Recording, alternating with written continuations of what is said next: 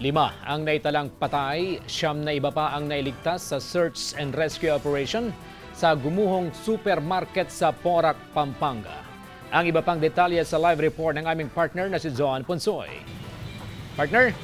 Partner, agad ngang nagsagawa ng search and rescue operation ng otoridad matapos maranasan itong magnitude 6.1 na lindol kahapon. Kaugnay na rin ito sa gumuhong supermarket sa Porac, Pampanga na pinakamatinding naapektuhan ng lindol. Bukod nga sa pwersa ng Office of the Civil Defense at under branches na ito, ay tumulong na rin sa operasyon maging ang MMDA na merong hawak nga ng gadget na kayang mag-detect o mag-locate ng mga natrap sa gumuhong gusali.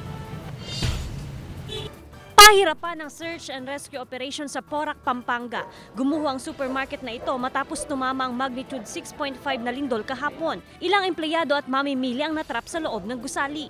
Isang 4-story building ang nasabing estruktura pero matapos ang pagyanig, hindi na maaninag pa itong orihinal nitong disenyo. Base sa tala, mahigit sa 40 katao ang nasa loob ng gusali nang maganap nga itong paglindol. Grocery store ang first floor, stock room at opisina ang second floor habang nagsisilbing tirahan ng mga empleyado ang third at fourth floor. Ganito yun, yung pakulaps ng building at sandwich siya at saka nag-incline. Any movement for that matter, it will endanger doon sa mga rescuer dahil sandwich siya, hindi siya pwede sa gilid, magbutas lang sa ibabaw. Kung may kunting butas sa gilid, kailangan ng maraming support para paggagalaw, hindi mag-collapse. Pasado alas 9 ng umaga kanina, isang lalaki ang na-rescue ng otoridad. Ligtas ito. Pasado alauna kanina, 9 na katao na ang na-rescue habang 5 naman ang patay na nakuha ng otoridad. Hindi naman natin pwedeng gawin mabilisan kasi baka lalaki yung problema. Hanggang ngayon na inaano namin, na-anticipate namin na meron pang buhay. Kaya ang pag-retrieve natin, daan-daan. Habang going nga itong search and rescue operation ng otoridad doon sa gumuhong supermarket ay merong itinalagang enclosed area para sa mga media na magdamag ding nag-aabang sa mga kaganapan sa operasyon ng otoridad. Itong kinatatayuan natin, ito'y dating parking area ng public market at maging nung gumuhong supermarket. Pero ngayon sarado ito sa mga motorista at maging mga residente. Itong mga residente dito sa lugar, nandito lamang sila sa may gilid, sila ay nag-aabang sa mga kaganapan din sa rescue operation nga ng ating mga otoridad at ang ilan sa kanila na ating nakausap ay mga kaanak din pala ng mga empleyado ng supermarket at ilang nag-groceries nga doon sa gusali.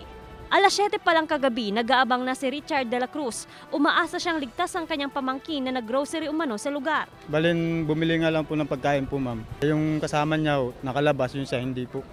Kanina dumating din sa Porac si DPWH Secretary Mark Villar. Nagsasagawa na ng investigasyon sa gumuhong gusali. Mula sa Pampanga, kasama si Wilson C. Ako si Joan Ponsoy, naghahatid ng Balitang Amyanan. Partner, sa pagbisita nga ni DPWH Secretary Villar, ayon sa kanya ay kabilang na rin umano sa kanilang i-inspeksyonin itong iba pang branches ng gumuhungan na supermarket na nakatayo rin sa Central Luzon. Sa ngayon nga partner ay kumukuha rin ng detalye pa o report pa ang DPWH para malaman nga kung merong paglabag sa building code ng pagpapatayo nga ng sabing gusali. Samantala yung mga ibang mga empleyado naman ng supermarket ay pansamantalang inilikas nga doon sa evacuation site sa isang barangay sa Porac. As of 12 noon kanina ay higit 100 na itong inilikas doon sa evacuation center at kabilang nga sa nag-a-assist ang Department of Labor and Employment. At ayon nga sa DOLE ay nakahanda naman daw silang magbigay nga ng trabaho sa mga empleyado at tutugon na rin umano sila sa maari pa nilang ibigay na tulong doon sa mga kaanak naman ng mga namatay. Partner, bigo nating makausap itong may-ari nga ng supermarket. Actually lahat ng media na nakasama natin doon hinahanap siya pero ayon nga sa Office of the Civil Defense, ang director ng OCD Region 3 ay wala doon sa area itong may-ari ng supermarket. Pero sa pinakahuling impormasyon na ating nakuha ay nasa kustodiya na raw ito ng Porac Police. Hanggang sa ngayon partner, ang termino pa rin na ginagamit nga ng Office of the Civil Defense Region 3 ay search and rescue operation dahil umaasa pa rin sila na marami pang buhay o mga buhay nga ng mga empleyado at maging itong mga mamimili na maililigtas sa kanilang operasyon. Tuloy-tuloy pa rin umano partner itong kanilang operasyon at walang ibinigay na deadline kaugnay nga sa kanilang search and rescue operation. Partner, nabanggit mo doon sa ipinatayong evacuation center ng lokal na pamahalaan. Sino-sino yung mga dinala roon? Yung mga, meron bang mga nawalan ng bahay na mga residente na naapektuhan ng pagyanig kahapon? Actually, partner, yung mga inilikas doon sa evacuation center ay mga empleyado ng supermarket dahil nabanggit natin kanina, 4-story ito. Hindi lang napansin kanina kasi parang isang store na lang siya. Yung third at saka fourth floor kasi ng nasabing gusali ay nagsisilbing kumbaga boarding area na rin ng mga empleyado. So doon sila nakatira. So right now, wala silang tirahan dahil gumuho na rin itong supermarket. Kaya naman temporarily ay doon sila sa may evacuation center o site nga inilikas ng authorities. Okay, so ano na ang ginagawa ngayon ng lokal na pamahalaan upang matulungan yung mga nasa evacuation center?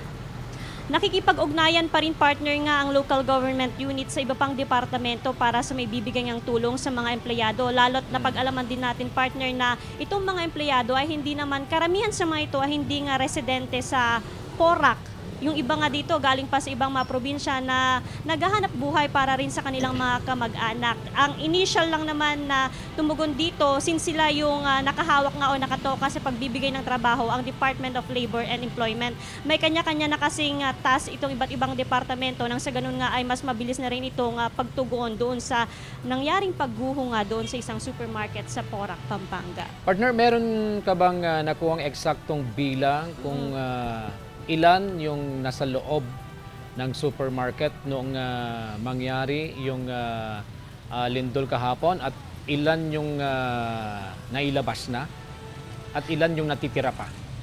Mahirap na estimate yan, partner, ayon na rin sa Office of the Civil Defense kasi kung pagbabatayin lang daw yung ibinigay ng HR ng supermarket, nasa 92 raw yung mga naka-duty na empleyado doon sa supermarket, pero hindi lang kasi 92 yung empleyado. Meron pa kasing mga naka-rest day, so more than 92 kung susumahin yung mga empleyado na doon sa may supermarket. Idagdag pa dyan, itong mga buyers o mga nag-grocery lamang doon sa lugar. So wala talagang specific number na ibinibigay nga itong Office of the Civil Defense kung ilan pa yung missing. Ang ginagawa nilang paraan, partner, since meron naman daw listahan itong HR, para lang ma-check nila kung nandun sila, tinatawagan nila sa telepono. Kung hindi raw sumagot, may tendency raw na sana hindi naman ay kabilang doon sa natrap sa gumuhungang gusali. Okay. Maraming salamat, partner.